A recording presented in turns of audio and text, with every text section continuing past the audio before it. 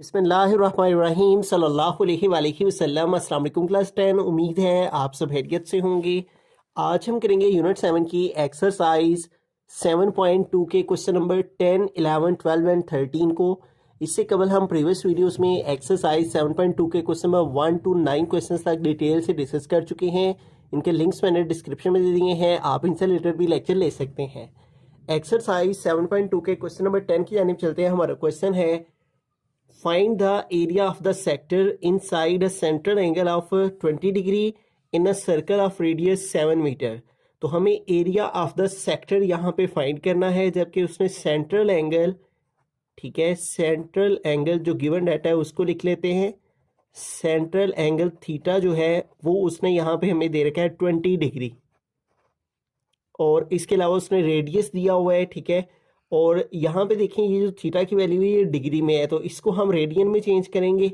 उसके लिए इसको मल्टीप्लाई कर लेंगे पाई ओवर 180 से। जब भी डिग्री को रेडियन में कन्वर्ट करना हो तो पाई ओवर 180 के साथ इसको मल्टीप्लाई किया जाता है।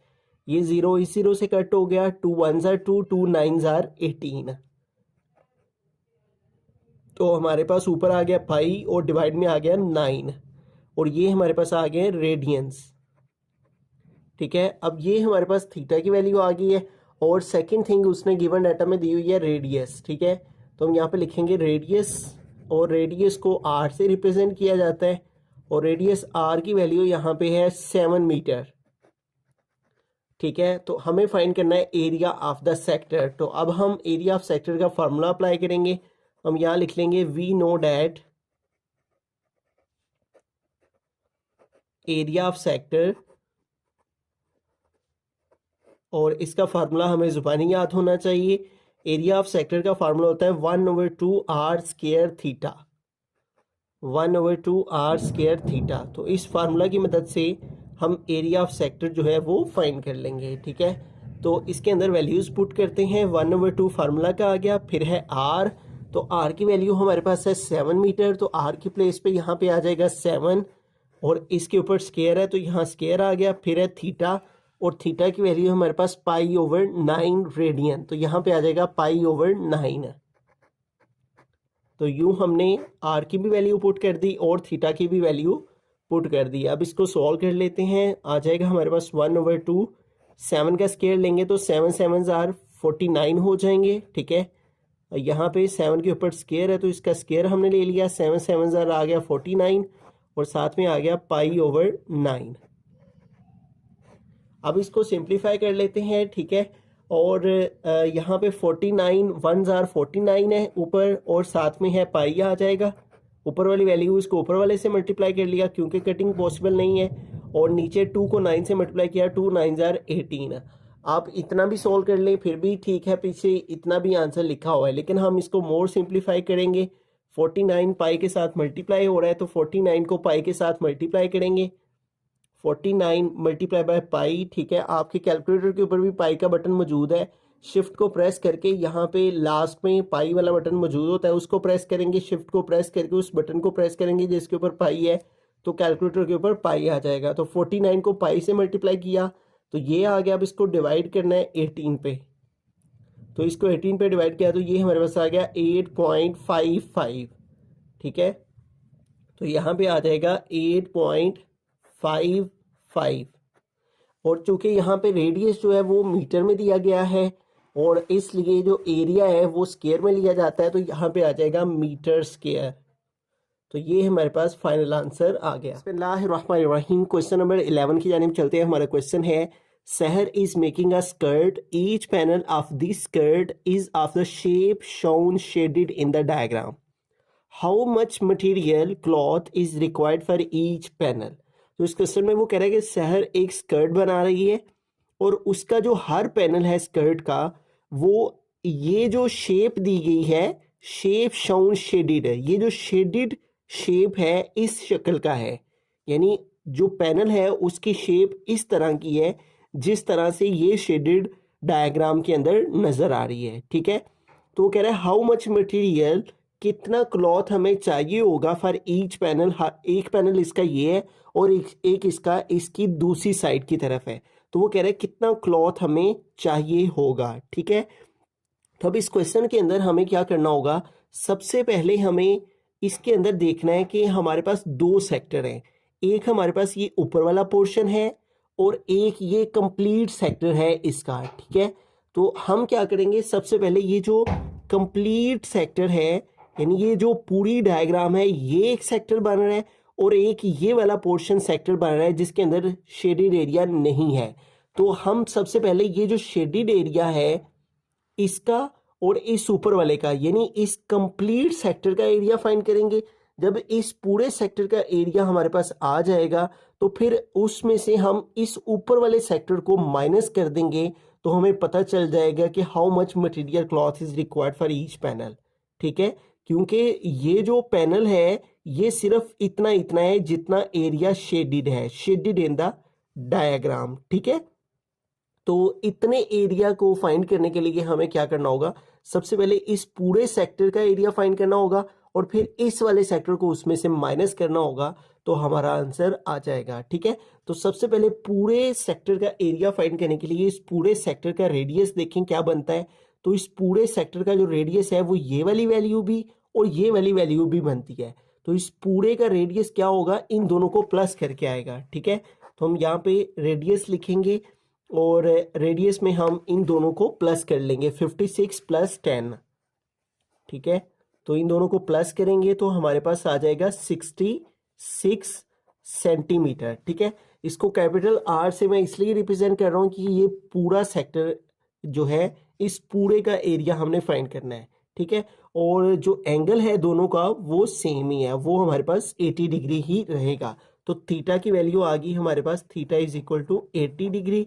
और ये चूंकि डिग्री में है तो इसको हमने चेंज कर लेना है रेडियन में, ठीक है। और उसके लिए हम इसको मल्टीप्लाई करेंगे π/180 से।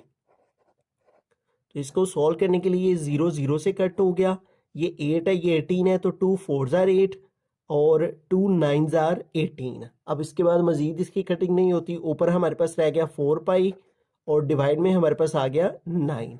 तो ये हमारे पास थीटा की वैल्यू आ गई, ठीक है। तो रेडियस आ चुका है हमारे पास, थीटा आ चुका है। अब हम जो है वो एरिया ऑफ सेक्टर का फार्मूला फाइंड कर लगा लेंगे, ठीक है। अब चूंकि हम बिगर जो सेक्टर है उसका एरिया फाइंड कर रहे हैं तो हम यहाँ पे लिखेंगे area of bigger sector, area of bigger sector. और सेक्टर का एरिया फाइंड करने का जो फार्मूला होता है वो है 1/2 r² थीटा, ठीक है। यहाँ पे मैं कैपिटल आर इसलिए लिख रहा हूँ क्योंकि हम बिगर सेक्टर का एरिया फाइंड कर रहे हैं, ठीक है। तो अब इसको सॉल्व करते हैं, तो यहाँ पे आ जाएगा 1/2 और यहाँ पे है आर, तो आर हमारे पास कितना है 66, तो यहाँ पे आर की प्लेस पे आ गया 66 और इसके ऊपर स्केयर है तो यहाँ स्केयर आ गया। फिर है थीटा, तो थीटा की वैल्यू हमारे पास क्या है 4π/9, तो यहाँ थीटा की वैल्यू पुट कर देंगे 4π/9, ठीक है। अब इसको सिंप्लीफाई कर लेते हैं, 1/2 वैसे का वैसे ही आ गया हमारे पास। यहाँ 66 का स्केयर है तो इसका स्केयर मालूम कर लेंगे कैलकुलेटर की मदद से, 66 × 66, तो ये हमारे पास आ गया 4356, 4356, ये इसका स्केयर लेने से वैल्यू आ गई हमारे पास। और उसके बाद आगे है 4π/9। अब यहाँ पे देखें ये 2 है और ये 4 है, तो इसकी कटिंग कर लेंगे, 2 1 * 2, 2 2 * 4, ठीक है। उसके बाद 4356 है और ये 9 है, तो 4356 को हम 9 पे डिवाइड कर लेते हैं, 4356 डिवाइडेड बाय 9, तो ये 9 के साथ इसकी कटिंग हो सकती है, 9 1 * 9 और ये कितनी वैल्यू आई है हमारे पास 484, तो 9484 टाइम जो है वो हमारे पास आ जाएगा 4356 है। अब हमारे पास बाकी क्या रह गया है 484 और साथ में 2π, ठीक है। तो 484 को हम 2 से जो है वो मल्टीप्लाई कर लेंगे, ठीक है। तो मल्टीप्लाई 2 आ जाएगा, तो ये हमारे पास आ गया 968 और साथ में आ जाएगा पाई, ठीक है। तो इस तरह से हमारे पास जो है वो बिगर सेक्टर का एरिया आ गया और वो हमारे पास आ गया 968 पाई, ठीक है। तो अब इस पूरे पोर्शन का यानी पूरी डायग्राम का हमने पूरे सेक्टर का एरिया फाइंड कर लिया है। अब हमें क्या करना है, सिर्फ इतने सेक्टर का ठीक है, एरिया फाइंड करना है और फिर बिगर सेक्टर में से स्मॉलर सेक्टर वाले को माइनस करना है। ठीक है, तो अब हम एरिया फाइंड करेंगे स्मॉलर सेक्टर का, तो हम यहाँ पे लिखेंगे एरिया ऑफ स्मॉलर सेक्टर। ठीक है, तो स्मॉलर सेक्टर का एरिया फाइंड करने का अगेन वही फार्मूला 1/2 आर स्क्वायर थीटा। ठीक है, अब यहाँ स्मॉल आर यूज कर लेंगे क्योंकि अब हमारा जो रेडियस है वो चेंज हो गया है। ठीक है, तो हमारे पास आ जाएगा 1/2 और अब हमारे पास रेडियस कितना है, सिर्फ इतना। ठीक है, यहाँ से लेके यहाँ तक, और ये कितना है 10 सेंटीमीटर। तो लिहाजा यहाँ आर की प्लेस पे आ जाएगा 10 और इसके ऊपर आ जाएगा स्क्वायर। ठीक है, और थीटा की वैल्यू हमारे पास अगेन वही रहेगी क्योंकि जो एंगल है वो दोनों सेक्टर के लिए सेम है, वो है 80 डिग्री। तो इसको हमने रेडियन में चेंज किया हुआ है और वो है 4π/9। तो लिहाजा यहाँ पे आ जाएगा पाई की प्लेस पे 4π/9। ठीक है, अब इसको जो है वो हम सिंप्लीफाई कर लेते हैं, 1/2 आ जाएगा। ठीक है, और 10 का स्केयर लेंगे तो हमारे पास आ जाएगा 100 और 10 10s आर 100 हो गया और यहाँ पे आ गया 4π/9। ठीक है, अब यहाँ 100 है, यहाँ 2 है, तो इन दोनों को कटिंग कर लेंगे, 2 1s are 2 और 250 टाइम 100। ठीक है, अब 50 और 9 की कटिंग पॉसिबल नहीं है, लिहाजा हम 50 को 4 से मल्टीप्लाई करेंगे। ठीक है, तो 50 मल्टीप्लाई बाय 4, तो ये हमारे पास आ गया 200। तो यहाँ पे आ जाएगा 200 और साथ में आ गया पाई और डिवाइड में हमारे पास आ गया 9। ठीक है, तो अब हमें क्या करना है, जो है बिगर सेक्टर में से स्मॉलर सेक्टर को एरिया को माइनस कर देना है। तो हमें ये मालूम हो जाएगा कि ये जो हमारे पास मटेरियल है इस पैनल के लिए वो कितना लगेगा, how much material cloth is required for each panel. ठीक है, यानी ये पोर्शन जो है शेडेड पोर्शन, इसका हमें जो है वो पता चल जाएगा कि कितना एरिया है ये, और जब इसका एरिया पता चल जाएगा तो इसका मतलब फिर उतना मटेरियल हमें चाहिए होगा। ठीक है, तो अब हमें यहाँ पे लिखना है शेडेड एरिया। ठीक है, और उसमें हम सबट्रैक्शन कर लेंगे। ठीक है, तो हम यहाँ पे लिखेंगे शेडेड एरिया। ठीक है, और वो हम कैसे फाइंड करेंगे, बिगर सेक्टर का जो एरिया आया है वो क्या है हमारे पास 968 पाई और इसमें से हम माइनस कर देंगे स्मॉलर एरिया का, स्मॉलर सेक्टर का एरिया, और वो है 200π/9। 200π/9। ठीक है, अब इसको सेपरेट करने के लिए हम एलसीएम ले लेंगे, इसके नीचे कुछ नहीं तो 1 आ गया, 9 और 1 का एलसीएम लिया तो आ गया 9। 9 को 1 पे डिवाइड करेंगे तो 9 ही आ जाएगा, उस 9 को 968 से मल्टीप्लाई कर लेंगे। ठीक है, 9 × 968, तो ये हमारे पास आ गया 8712 और साथ में आ गया पाई। ठीक है, और आगे है माइनस, तो आ गया माइनस, 9 को 9 पे डिवाइड करेंगे 1 आएगा, 1 को 200 से मल्टीप्लाई करेंगे तो आ जाएगा 200 पाई।